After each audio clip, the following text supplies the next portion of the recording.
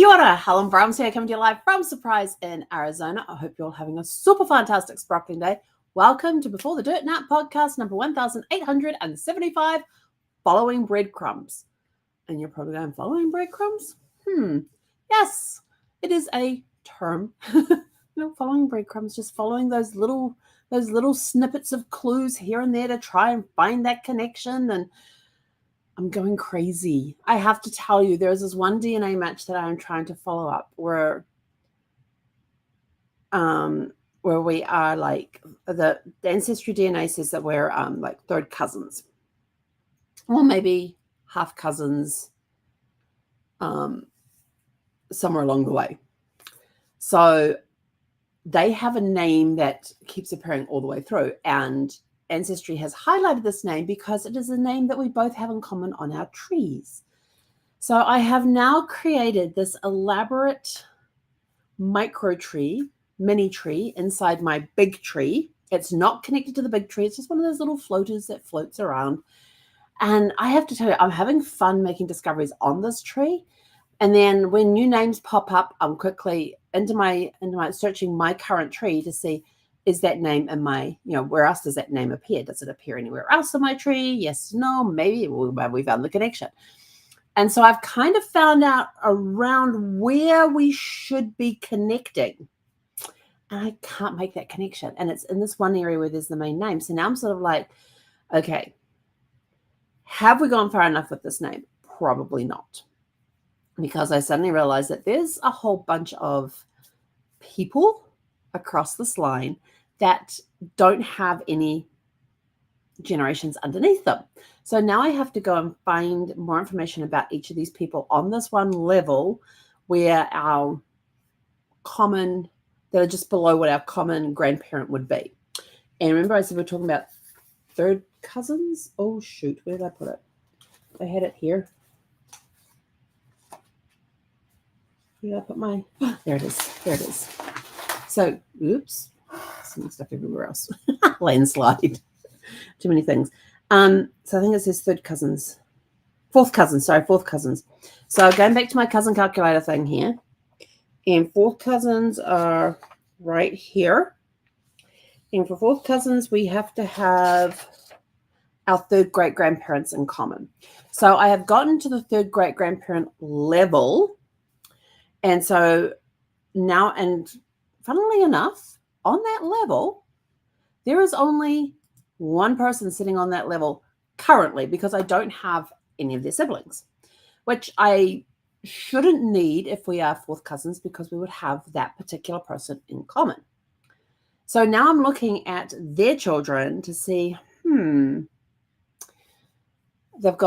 think I've got two on that. So I've got like 2 or 3 below them. So now I'm looking at those ones to see who else can I now investigate to things. But it's got me thinking of breadcrumbs. It just reminded me of breadcrumbs. There's just a little clue here and a little clue there. And I thought, what are some ways that we can work around breadcrumbs? So I have a list. First of all, document anything. If you find the tiny details that may seem insignificant, write them down. This one I know and I do constantly. I even have, I sit and I work with these. This is a pedigree chart. And this one only goes to the goes to the great-grandparents. So you have the person you're looking for, their parents, their grandparents, and then their great-grandparents. But what I also do is I then take these great-grandparents and move them onto another sheet and put, like I'll take this one here and I'll put them there. And I'll write above it that's the great-grandparent and the name of the person that they're the great-grandparent for. And then right up here I will put second great, third great, fourth great. So it's actually in this column here that I'm hoping to find the person. And but I write down every detail of every person that I find that could be a match. It takes a while, but that's okay. But I also have Goldie May. So I can actually say to Goldie May, right, we're looking for this particular, we're finding any information we can on this particular person. And because Goldie May has this really cool thing with a timeline thing that you can then say, okay, here's all the information we found on people who are around that same area that look like they could be a match.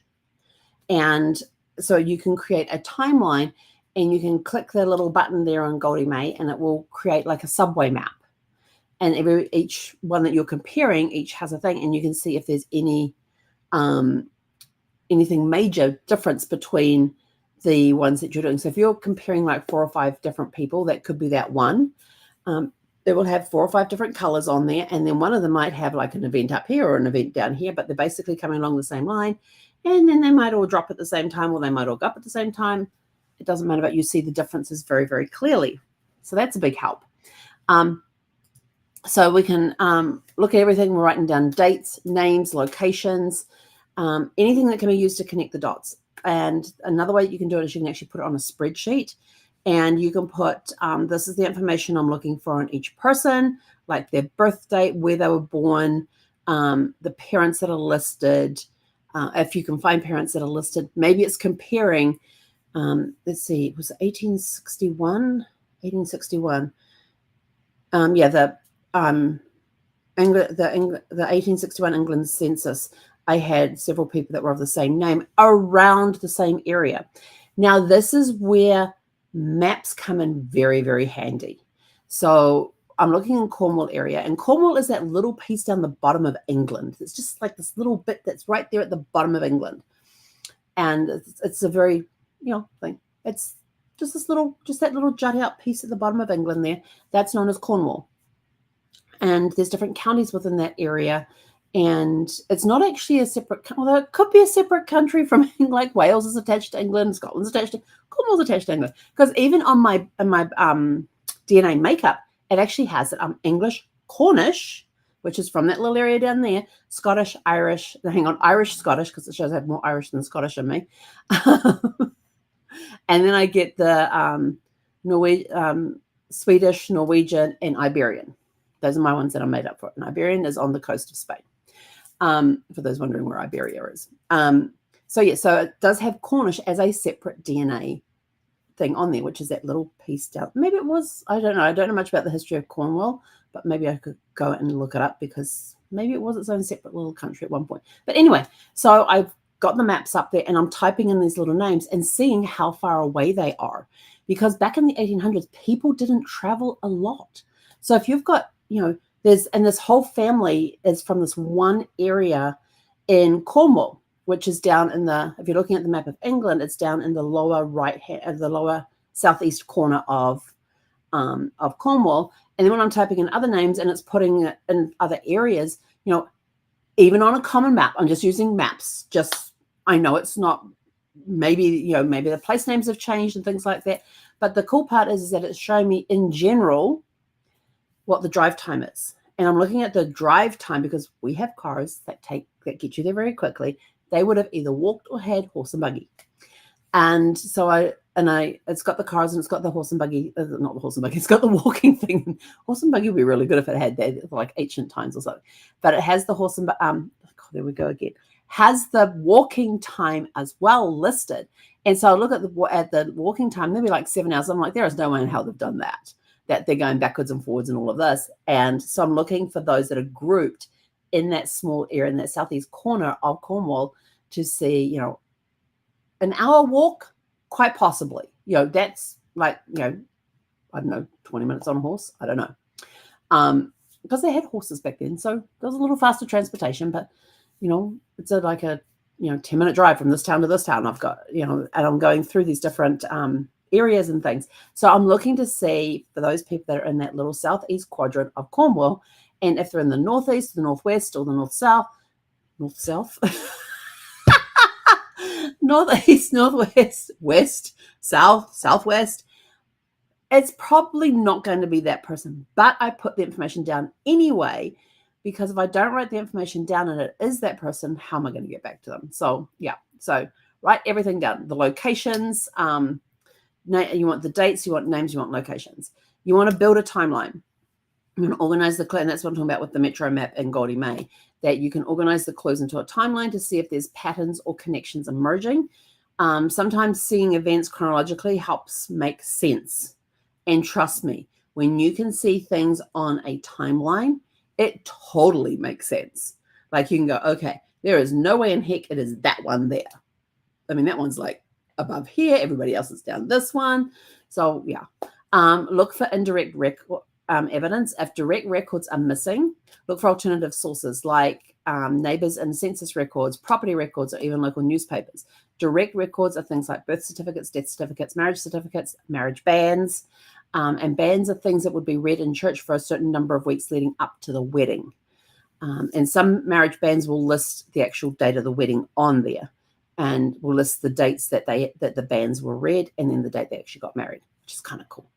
And some of them will list, and most of them will list who the father is and what his occupation is, which can be very important when you're trying to match things up, because now you have another clue that is in there. You use what we call the FAN principle, and FAN stands for friends, associates, and neighbors. And these people can leave clues and documentations that might indirectly point to who your ancestors are. When you're looking at friends, associates, and neighbors, look at, you might find them on marriage certificates. Who were the witnesses for that particular marriage? What were their names? Sometimes it could be a parent, it could be a sibling, it could be friends. Who are these people? And you can go back to the census report beforehand. Like if they got married in 1850 and say in 1866, you can go back to 1861 and see if you can find these people who are the witnesses on the last census report, because they would have had to be of a certain age in order to be the witness. So they would be appearing on the 1861 census and for that area, more than likely, because you don't just ask, anybody. Maybe it could be, and the other cool part with that census report is that when you think you may have found them, look to see what their occupation is. Often the census reports will put what their occupation is. Maybe they have met that person. Maybe that person could be a neighbor, because when you go back and look at the census report, the person could be a neighbor. They could be somebody that they work with that has in the same trade as them. So you can find out all these little clues that will help point you to where the right person is. And when you're looking at the trades of their occupations and things, what was the father's trade that was listed on the marriage certificate? Because we're quite often, what's the father's name and what trade are they in? And then you look to see what the groom's trade is. Is it the same as his father? Is it being passed down through generations? And this is where you can find where it could be that, this one was a laborer and this one's a bricklayer. This one's the groom's being very specific on being a bricklayer, whereas the father's just listed as a laborer. The father could be a farmer. In fact, in this area in Cornwall where I'm looking, fisherman is the common trade a lot through this particular family that I'm researching. They were all basically fishermen. The dad was a fisherman, his son was a fisherman. And then you look later on and you find out that when their children start appearing and they get to the right age, they became fishermen as well. So you see that trend going down, because down in that southeast quadrant of Cornwall, they're close to the ocean. Especially the areas I'm looking at, they've got the ocean there. They've got little bays that come in to the little town there where most of them seem to be coming from. And so for them to be fishermen makes total sense for the area that they're in. Revisit sources. Sometimes rechecking things like birth,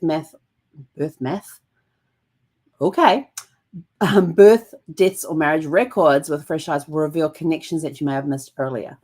Did you check the local parish records, or did you just look at the county records? Or maybe you looked at the parish records. Did you look at the county records?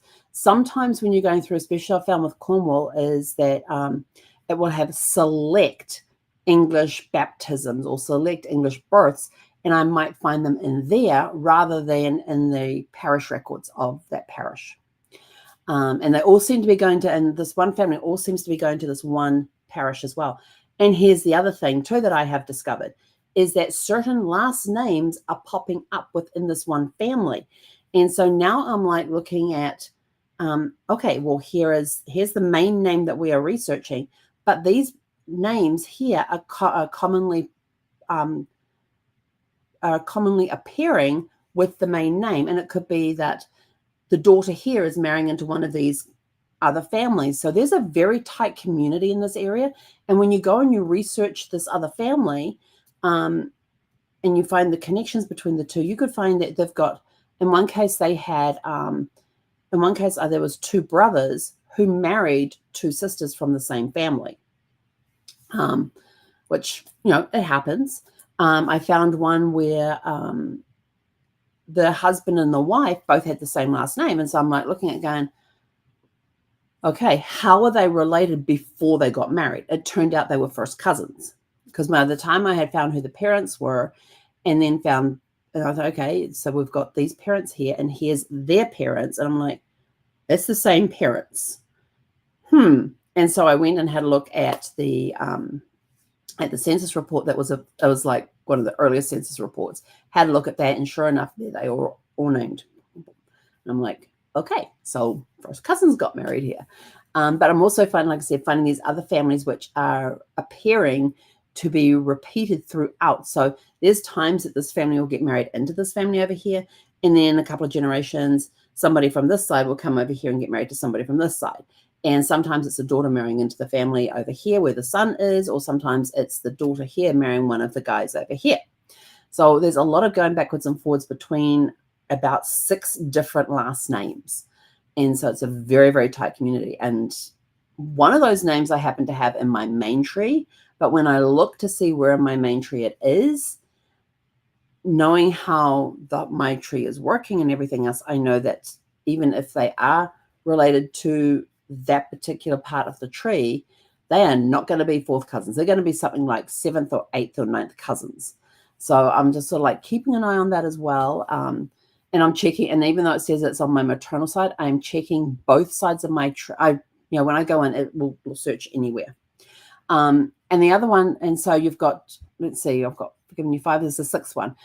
So far we've got document everything, write down the insignificant details, build a timeline. If you're tossing up between 2 or 3 people, put them in a timeline. See if they're exact matches. If where does the timelines intersect? Are there drastic changes in them? Look for indirect evidence. These could even be newspaper clippings, property records, census reports that could balance up direct records. And some of your direct records are birth, deaths, and marriage certificates, parish records. You've got probate stuff that goes in there as well. I've come across a lot of probates where I've gone in to see, does it mention anybody who is in their family? Or, okay, this could be my person here, and I'm looking at a probate report going, this could be my person that fits into the tree here. Who are they leaving their stuff to? And it'll put names in. I'm like, okay, who are these people? So now I have to go into the probate record and research who these people are by looking at census reports, looking at property deeds, looking at even police records. What was the one I found the other day, which was kind of cool? There was one record I came across the other day, and I thought, I've never come across a record like that before. And I know the records are out there, but it's the first time I'd actually used that particular record. Dang it. What was it? I can't remember which part of the tree it was in. But I came across this one record, and I'm like, okay, I've known this record's been out. You can go look up these particular records, but it was the first time that it actively come up in a search. Oh, I'm going to have to figure it out. So you're looking for indirect. Look at the friends, associates, and neighbors. Who are the people who lived around? This is why when you're looking at a census report, look to see who their neighbors are. And sometimes you can look you can find on some census, like I know for the US census, you can find the enumerator's instructions, like how to go around. You don't go crisscross the street. You've got to do one side of the street, loop around and come back and do the other side of the street. What order were they doing the houses in? Because that tells you sort of like how far away you've got to look before you get to the opposite side of the street type of thing. But go 2 to 3 pages each side of where the family is. Go 2 to 3 pages on each side to see if you can find other relatives on there. You can find some of these names that come up on marriage certificates as witnesses. Find other people who are like even on there in the newspaper article, and it lists that somebody got married, and it's got like the names of their maid of honors or matron of honors and their bridesmaids and their best man and their groomsmen. Who are these people? So look into that as well. Maybe they're on a census report that live close by. Maybe they are people they worked with. Maybe they're people they grew up with. So that's another place that you can find information as well. Revisit sources. Rechecking the vital information like births, deaths, and marriages. Some people go birth, marriages, death. For some reason, there's a site in New Zealand that's called it's NZBDM, meaning New Zealand birth, deaths, marriages. some people go, why is the marriage not in the middle there, since it, going in the order? But I said, they're just going in alphabetical order. And then the last one is to collaborate with others. Share your breadcrumbs. If you've got somebody else who is like a fellow genealogist or somebody in the family who is also researching that area, get in contact with them and join forces to do the search. This is what happened with my third great grandfather, who was the jeweler, and who was the bookbinder, and his father was the jeweler. I had a second cousin who lives in Australia. I had a second cousin who lived in New Zealand. And between the three of us, we were switching information around. It took us several years. We did this over several years. We weren't like hard at it. We weren't just sort of like, okay, we're going to get this done, and having regular meetings. No, as we found stuff, we sent it to the other two. So, hey, I found this. What do you think? This looks like a match. What do you guys think? And so it was getting them another set of eyes. And it could be that they have found information that you haven't found, because it could be that one of them may have boots on the ground in an area where that relative is from, and they're able to go to the archives, to wherever local genealogy records are held. And because there are some because like we've said in a lot of different episodes on the podcast, is that there is about 5% or less of all available documents actually online, which means there's 95% or more of documents that are out there that you actually have to physically go and look at. So you actually have to physically walk into an archive or into a research center or into a library to actually look up information. Because of copyrights on some of the information, they cannot be put online. Now, there is you can call some historic societies, like, if they've got a family historic society or a genealogy society in that area, and ask them if they can go and look. And some of them are quite happy to do it. They have volunteers that will go out and research the information for you, but you've got to give them the information that you have, and not just say, I'm looking for Joe Smith and he was born around this time from that area. Give them as much information as possible. Even when you're looking, you can say, hey, look, I've come across this record. And like, if you go onto Family Search and you're using their research wiki, which is like a gold mine, and you go in there and it says, if you're looking for these records, they are not available online. You actually have to go in there. And it will say, because of copyright, we can't publish. And FamilySearch.org has a very large database online. And it will tell you, if they don't have the records online, where you can get the records online. And they will tell you if those resources will cost you money to join to be able to look at those records. Like, it will turn around and say, these are available on Ancestry, and have a $sign next to it, which means you got to have a paid membership to look it up on Ancestry. Or these are available at newspapers.com, but you've got to have a paid membership. So it's a very good resource for telling you that if they have it in their library, it's on FamilySearch.org, and you just click the link and it takes you to that database so you can search it. So the research wiki on FamilySearch.org is a goldmine. And you can even, if you're on FamilySearch.org, there's a place in there where you can actually set up appointments with people who are in the research library, and you can actually talk to a genealogist there. I think they're like 30-minute calls, and you can go over the information that you have for that person, and they can even offer you advice on where to go and look next.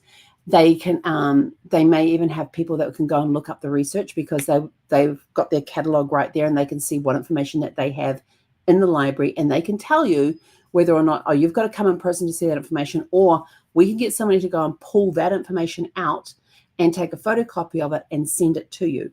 Or because of copyright, you've actually got to come into the library to see that information, because it cannot be copied and sent out. So they will tell you what, if they've got the records, whether you have to be there in person. Now, some genealogists, volunteers, will actually transcribe the information from the actual book or certification or the actual records. They will transcribe it for you, but it's based on whatever rules that they have for that information, as to whether or not they can actually do that. So there are some strict guidelines out there for some of the records that are physical, that you either have to go and put your eyes on it yourself, and the book cannot be taken away from the library, cannot be copied in any way, cannot be scanned. You actually have to sit there and physically write out the information into your tree, and make sure you do make sure you know how to do sourcing, which is putting where you got that research from, so that if anybody comes behind you and they say, oh, you got this information, where'd you get it from? And I will tell you this. So there's another reason why when I'm on like Ancestry, I don't accept other tree information because of their sources. Like I've been going in and having a look and going, how did they find out that this person, that this guy here married this woman? Because yes, I can see in the census reports that her first name was Mary, but I have found Richard, who is the first name of the last name I'm looking for. I found Richard, and I found several different marriages around that time. I found several different marriage records for a Richard with that same last name being married to a Mary, and I found 4 different Marys. How do they know which one's the right one? And so then I find these trees because they come up as hints. And so I go in and I have a look at these trees. And when I look at these trees, I go, okay, what are their sources? And their sources says Ancestry Family Tree. And I'm like, that is not a resource. I'm sorry. I want to know, where is the marriage certificate? Where is the information? How did you find out that this was the right Mary that got married to this Richard? And so then I go and I click on that family tree, and it takes me to another person's family tree. And where did they get the information? Well, they pulled it in from another family tree. And I keep digging and digging and digging, and there is nowhere. Like I went down as far as I could, and I went down through 5 different trees the other day. 5 different trees. Not one of them had a legitimate source. Not one of them had listed, hey, we found this information here. Here is our backup on this information as to how this Mary married this, how this particular Mary got married to this particular Richard. Is it the person in my tree? I don't know. So I've got this Richard married to this Mary, but I don't know what Mary's last name is, because Mary's last name could be my connecting link. And I don't know, because there's all these different Marys. And so it's a very painstaking thing to go through this research and be looking for that right person to fit into that tree. And so now it's made difficult. So now I've got these different Marys listed who are all married to this Richard person with the same name, because there was like 5 of them. Or was it 6? 6. There's 6 Richards with the same last name that in a particular time period that I'm looking at all got married to a Mary. And how do I know the time period? I look at when on that list of children was their first one born, and go, we go about 5 years either side of, we go 5 years before that date. Sometimes I will go 10 years before, but I look at the list of children that they've got there. Some of these they had big families. Some of these people had big families. They were having like 10 or 11 kids over a 20-year time span. Over 20 years, yeah. With the woman starting when she was like 16, going over 20 years. Some of them even went into their 40s with their kids. And I'm sort of like, is that actually their kid? But pull up the census reports, that kid's listed on there. This is the right family. We know that because all the kids are the same names. Until I found 2 families that had about the same number of children, and they had some similar names on there. And now I'm sort of like, okay, they've got kids that have the same names, but they also have kids that have different names as well. They had the same number, they had like 10 children. That's what these 2 families on the in 1861 census. These 2 families in the same area. So I know I'm in the right area. There's 2 families there listed in the 1861 census. The parents' names are the same. So we've got our Richard, and they're both married to a Mary. And I'm like, damn it. And they've both got 10 kids listed, and some of the names are the same. And some of their approximate birth dates, because most of these census will ask, some of the English got wise with some of these, because some of them ask them, what's your birth date? And actually has the actual birth date there. Some of them will say, what month were you born in and what year were you born? And they have that on that. And this is like 2 separate census. The 1861 census, I'm trying to remember if it did or not. But anyway, so it had the approximate, because it takes their age, subtracts it from the year of the census, and they were born about that time. And some of the, the Georges, some of them had 2 Georges. There was a George on this tree and a George on this tree, and they had about the same year. Like it had like about 1858, which meant they were 3 years old. And I'm like, dang. And you'd go through this tree, and there would be these commonalities through this tree on the census report. And I'm like, okay, which one am I supposed to be following? Which one's the right one? So then we have to dig a little deeper, and now we've got to go look up these people that are on this particular family on the census report. And I thought, well, Let me see. When were Richard and Mary supposedly born? What area were they born in? Well, they were born in the same area around the same time. There was like 2 to 3 years difference between their approximate birth years. And I'm like, okay, now, depending on who gives the census report. So here's an interesting thing about the census, especially here in the States. I don't know so much about England, whether it will be the same thing in England, but I'm pretty sure it probably would be. When the enumerator shows up, there is somebody in the house that gives them the information. Now, here in the States, it could be a next door neighbor because the people may not be home, or the next door neighbor could be there watching the kids, and the enumerator shows up. And so the next neighbor goes, oh yeah, I can give you all the information. And they could be like off on how old the people are. They don't know where they were born, but they just give a rough estimate. So sometimes, yeah. And this one quite often happens is that they will give the name. It doesn't matter who's doing the talking. They will give the name to the enumerator. How the enumerator hears it and writes it down could be different. Like one of the last names I'm researching is Stevens, but it's Stevens with a PH. And quite often on census reports, it's got the V there instead of the PH. So I have to be aware of that. And sometimes they have like heathens or heavens. And I'm like, what the heck? And it's because when you go and look at the writing, whoever transcribed the S as an H, or the ST transcribed the ST as an H, because you're deciphering handwriting. And like I looked at one and I go, why does it have the wife is 10 years older than the husband? I'm like, that's not right. Because from the records I had so far, I knew that the wife was like 4 years younger than the husband. So I go in and have a look, and yeah, the transcription was incorrect. I'm sort of like, okay, that's fine. We're good. So sometimes you got to watch the transcriptions, because you could be looking for a name spelled a particular way, but how the enumerator hears it and how they spell it, unless the person is like standing there looking at the shoulder and actually spells it out for them, or the enumerator says, can you spell that for me? Even in there could be loss of interpretation in the handwriting. So you got to look for this sort of stuff. And so maybe you got to go back and look at those census reports again. And quite often people will stay in the same house over and over and over again. Like there's obituary reports that have come up. How do I know they belong to that particular family? Because a couple of years beforehand in their census report, they were living at this particular address, which happens to be the same address that is mentioned in their obituary. So yes, those persons are quite possibly the same one and the same person. So you've got to look for these commonalities. And unless you're taking detailed notes as you go along, you might miss these little details. So when you're looking at census reports, always, always, always make sure you write down the address of where that particular family were living at that time. Did they move on the next census? Were they still in the same house on the next census? So that, or the one before that, how long have they been living in that house? And then the closer you get to the turn of the century, and I'm looking at mainly in the 1800s right now, because I've got to find that third grandparent connection. So I'm dealing a lot with the 1800s. But the closer you get to the 1900s, directories started appearing. But here's the interesting thing about some of the directories. They're not listed alphabetically. They're listed by street. So you have to know what street that person was living on. If you've been in the last census report, you've got an idea what street they're living on. But the cool part is the directory will take you to the right page, and there could be 4 or 5 different streets written on there, and you've got to figure out, now, which one do I go to? Because they're not listed alphabetically under the street names either. They're listed by the house number under the street names. And so because you've looked at that census report, you have an idea of what street they were in and what house number they were in, and then you can go, there they are, and do it that way. So those are just some hints on how to follow breadcrumbs. And sometimes it could be the smallest little breadcrumb that breaks the whole thing wide open.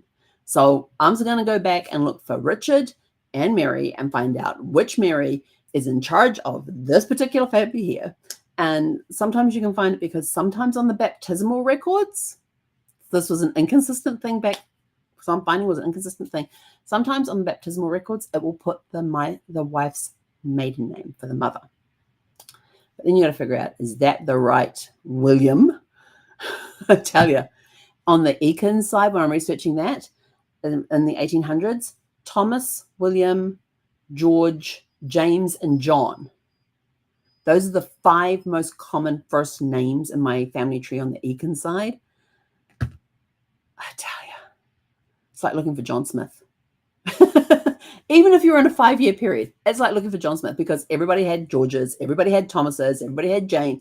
You could guarantee that if the family had at least 5 boys, there was going to be George, William, Thomas, John, and James in those 5 boys.